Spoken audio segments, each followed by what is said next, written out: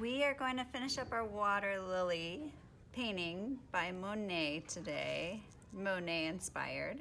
And first thing I want to still think about is finishing up the green on my lily pads. So the darker color, again, is created from the shadow of the flower. So that's why the green is closer to the water lily flower. And out here we have the lighter green because the sun isn't being blocked. It's being blocked by the flower, but out here it's catching all of that light. So it's gonna have a lighter green out here. Same for on all of these water lilies. We can go right over the purple, but as it gets close to the flower, that flower is gonna create a little shadow. So we're thinking about light and shadows. And here I might just start with my shadow and then add in my light green. This might be a shadow because it's kind of tucked in there. Out here, again, my light would be hitting just the tip of that water lily, and the shadow would be closer to the flower, like so. So now we have to fill in our water lily flowers. I'm giving you an array of colors today. You have a light pink, a deeper pink, a peach, and a white. We really want to cover this all the way so that when we watercolor over it with blue, it will resist the blue and stay your nice pinks.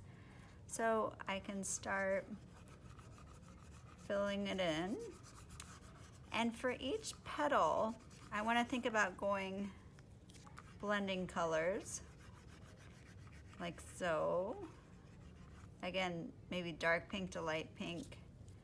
Then you can use this white to blend it all in together. And white's going to be your friend. It's going to be like your little blender today. For this petal, maybe I went darker on this side and a little lighter here. And again, I'm just going to color this all the way in. Same with up here. Maybe this is getting a lot of light, so it's super light pink, which is great. Maybe these are a little darker pink. And again, it's just impressions of color and light. So, see how I have a dark to light, and I'm using lots of light on the tip of my petals. So I'm gonna finish all these. Maybe this time I start with white.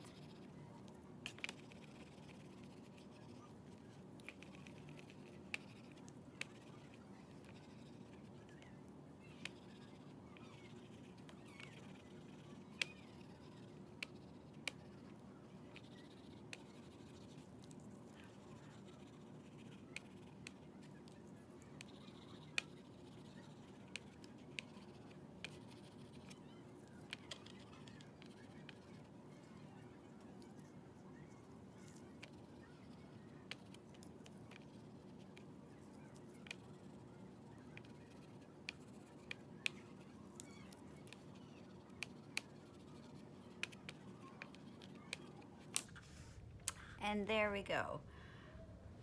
What you will see is lots of different bands of pink, light pink, and dark pink, whites, and that's what's gonna separate all this. Again, remember how when we looked at Monet's pictures, paintings, we squinted?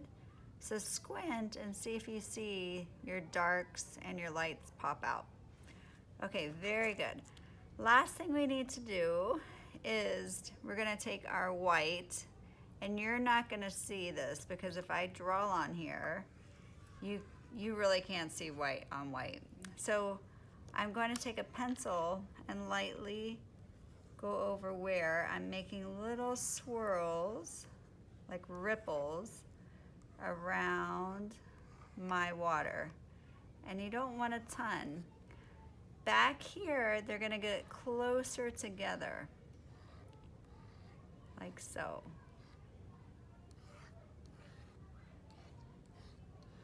And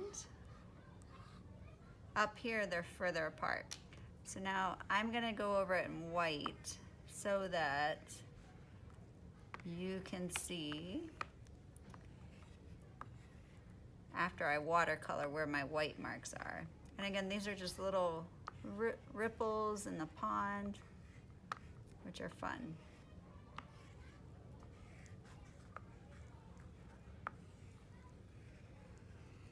It swirls around one, which is good. I don't know if you can see, but I have my white on there. Okay, last thing we need to do is paint. So you're gonna get a paintbrush. What I'm asking you to do is, with this water, just clean water, we're going to lay water all over our paper. And it's gonna saturate our paper, which is totally fine. Like so. So I'm getting lots of water on there. I can go over the flowers because the wax is gonna resist, the oil pastel is gonna resist my watercolor. Like so.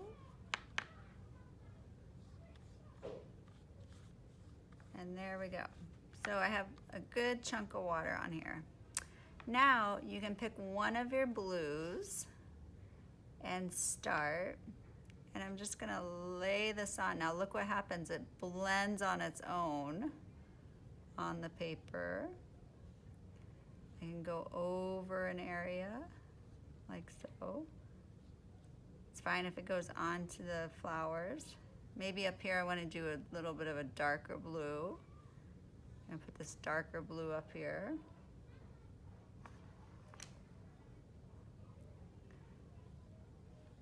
And watch how they swirl on my paper.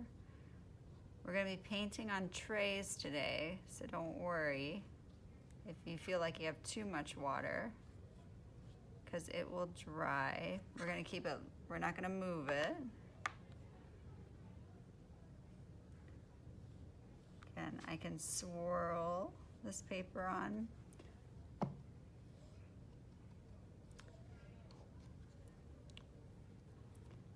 Maybe I want some more of this blue.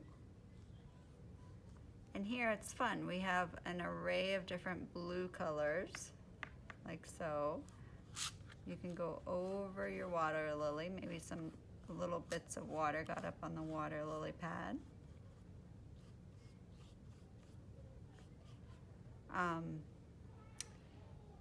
And I think that's all. Maybe there's a little reflection, a little green.